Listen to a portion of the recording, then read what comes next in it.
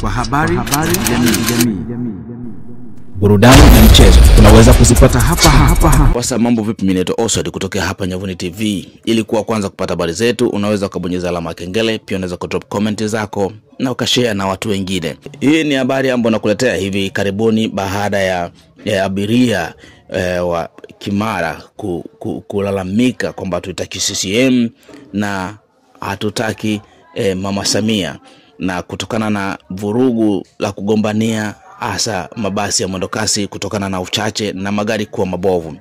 Na hii ni habari ambayo nakuletea leo tarehe 2, ambao leo sasa hivi wananchi wametoa maoni yao. Sana mama yetu Mheshimiwa Rais Samia Suluhu Hassan kwa kutuletea magari mapya. Ni kwa kweli ni magari mazuri, magari ya kisasa zaidi. Ni kweli anamaanisha kwamba anaupiga mwingi.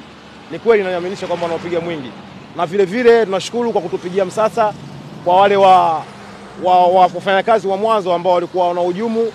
Baada ya mabasi mapya ya mwendokasi ya kampuni ya Moffat kuanza kutoa huduma kwa abiria wanaosafiri kati ya Mbezi na Kimara. Hatua hiyo iliyolenga kupunguza kero ya upungufu na ubovu wa mabasi yaliyokuwepo.